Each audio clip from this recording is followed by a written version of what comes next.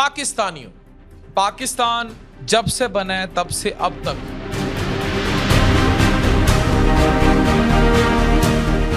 तारीख में दुनिया के लिए सबसे अहम पिविटल पॉइंट अब बने और ये नजर आ रहा है।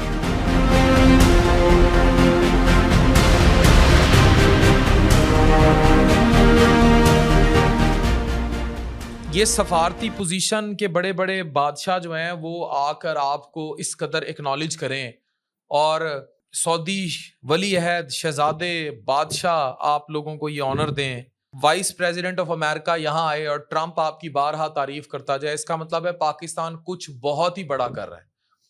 ये वीडियो बहुत अहम है।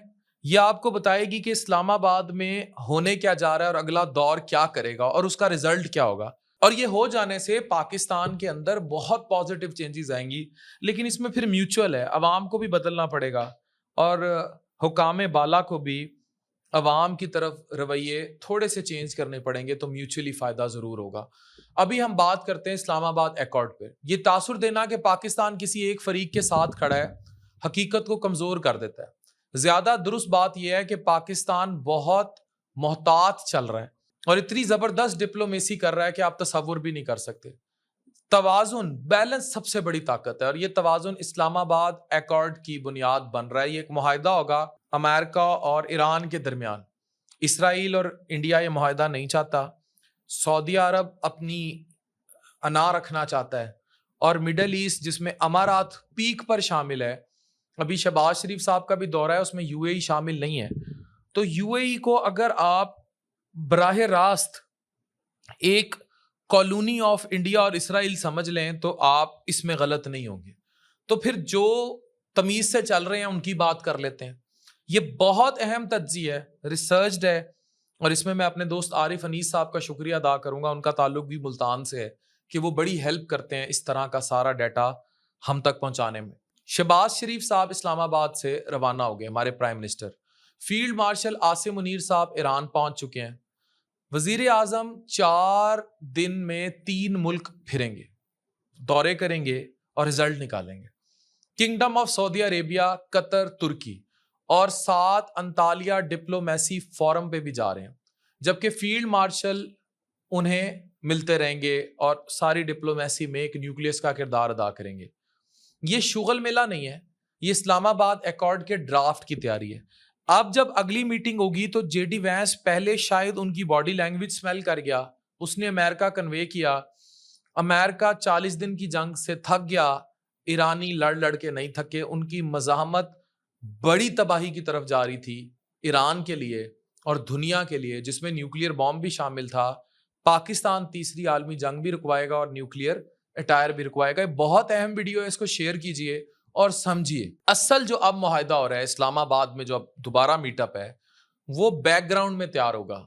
सामने सिर्फ कैमराज होंगे और शोर होगा कि पाकिस्तान ने बहुत बड़ा काम कर दिया और ये पीस डील होगी। अल जजीरा के मुताबिक ये दौरा अमेरिका और ईरान के दरमियान दूसरे राउंड की सालसी को आगे बढ़ाने के लिए।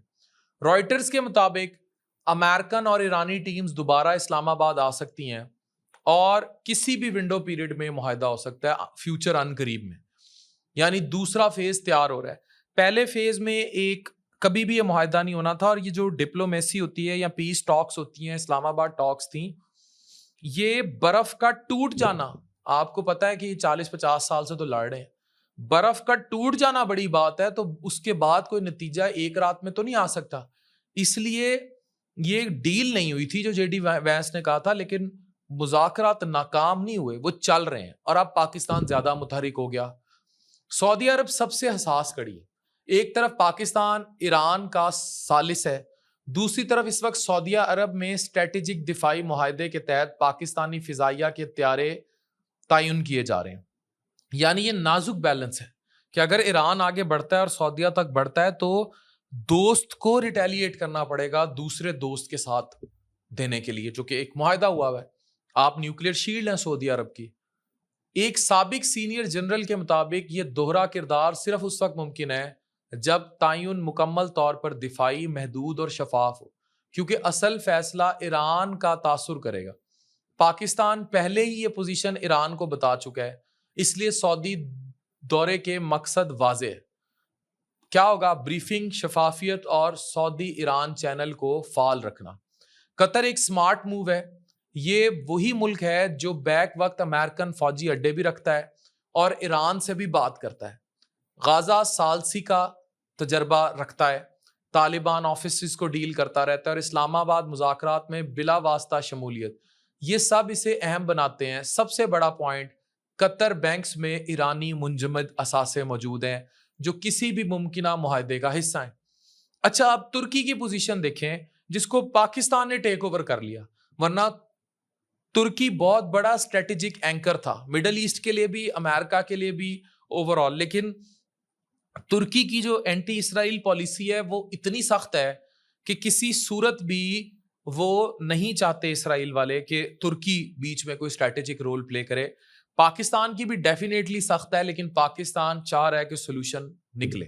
CNN और एटलांटिक काउंसिल दोनों के मुताबिक तुर्किया सबसे ज्यादा मौसर सालिस बन सकता था, क्योंकि वो बराह रास्त फरीक नहीं, उसके पास ट्रंप और ईरानी क़यादत दोनों तक रसाई है। और ये सिर्फ नजरिया नहीं था। 2022 में तुर्की ने रूस और यूक्रेन को एक मेज पर बिठाया, अंतालिया फोरम में पहली मुलाकात करवाई, फिर इस्तंबुल मुज़ाकरात और गिले शिकवे दूर करके मुआहदों को यकीनी बनाया। यानी जंग के अंदर मुज़ाकरात निकालने का अमली तजर्बा भी मौजूद था। एर्दोगान ने ईरान पर हमलों की मजम्मत भी की और ईरान के मिसाइल हमलों को भी गलत कहा। यही बैलेंस यूज काबिले कबूल सालसी है और पाकिस्तान इस पर बहुत बेहतर काम कर रहा है। TRT वर्ल्ड के मुताबिक उसने ईरान को भी सालसी की पेशकश की, ट्रंप से बात की, हत्या के एक मुकालमे की भी तजवीज दी।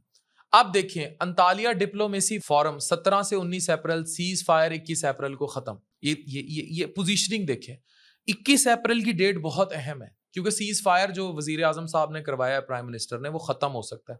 यानी सिर्फ 2 दिन का गैप। इसी फोरम में 20 से जायद सदर, 50 वज़रा, 150 ममालिक के नुमाइंदे मौजूद होंगे। ये सिर्फ कॉन्फ्रेंस नहीं, एक लाइव नेगोशिएशन प्लेटफॉर्म है। हकान फिदान, तुर्क वजीर खारजा और साबिक इंटेलिजेंस चीफ इस पूरे अमल के की ऑपरेटर हैं, जो फरवरी की शटल डिप्लोमेसी चला रहे हैं। उनकी फ्लेक्सिबल फॉर्मेट्स वाली अप्रोच तनाव कम करने में अहम किरदार अदा कर रही है। अब आते हैं पाकिस्तान। जब शहबाज शरीफ साहब अंतालिया में एर्दोगान से मिलेंगे तो वो 2 सालसियों की मुलाकात होगी, और ये जब तक आप तक वीडियो आएगी शायद ये मुलाकात हो भी चुकी हो। एक पाकिस्तान जो अमेरिका ईरान के दरमियान रास्ता निकाल रहा है, दूसरा तुर्की जो पहले रूस यूक्रेन में ऐसा कर चुका है। अगर इस पूरे अमल को नक्शे पर रखें तो तस्वीर वाजे हो जाती है। अब जरा समझें, सऊदी अरब दिफाई इत्तेहादी, फिर खलीजी पावर्स के साथ रोल, कतर मालियाती लिंक है, वही जो बैंक्स ब्लॉक हैं, और अमेरिका का लिंक भी ये रखता है। तुर्की हमारा सियासती और सफारती इत्तेहादी हो सकता है इस इस्लामाबाद अकॉर्ड में। तीनों की मुश्तरका बात, तीनों ईरान से भी बात करते हैं, अमेरिका से भी, और तीनों जंग के खात्मे में भी दिलचस्पी रखते हैं। सऊदी अरब भी, तुर्की भी, कतर भी। इसलिए इस अमल को भी इस्लामाबाद प्रोसेस कहा जा रहा है। और जब किसी मुज़ाकराती अमल को शहर का नाम मिल जाए तो बातचीत तक नहीं रहता, वो एक सिस्टम बन जाता है। यानी वो मरहला जहां इस्लामाबाद टॉक्स आहिस्ता आहिस्ता इस्लामाबाद एकॉर्ड में, मुआहदे में तब्दील होते हैं, ये दौरे इसी दूसरे फेज की तैयारी है, जहां ग्राउंड वर्क मुकम्मल होगा, गैप्स क्लोज हो जाएंगे और फ्री कैन को अलाइन किया जाएगा, ताकि जब मुआहदा हो तो सिर्फ ऐलान ना हो बल्कि मुकम्मल फ्रेमवर्क जो है वो कंप्लीट हो। ये सिर्फ सफारतकारी नहीं, सफारती फन तामीर है, जहां पाकिस्तान अपने ताल्लुकात को मुख्तलिफ सिमतों में बैक वक्त इस्तेमाल करके एक बड़ी डील की बुनियाद रख रहा है।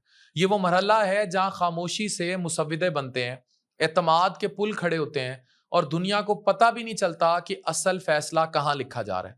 जब तक ये तैयारी की जा रही है तब तक जंग रुकी हुई है, और यही असल कामयाबी है। ये सिर्फ मुआहदा नहीं बन रहा, ये एक प्रोसेस अपने नाम के साथ दुनिया के नक्शे पर जगह बना रहा है, इस्लामाबाद एकॉर्ड, और ये अभी ज़ेरे तामीर है। इस वीडियो को ज़्यादा से ज़्यादा शेयर करें, ये डॉक्यूमेंट की तौर पर याद रखी जाए कि नस्लों में इस्लामाबाद ने, पाकिस्तान ने, पाकिस्तानी क़यादत ने क्या कलीदी रोल अदा किया था।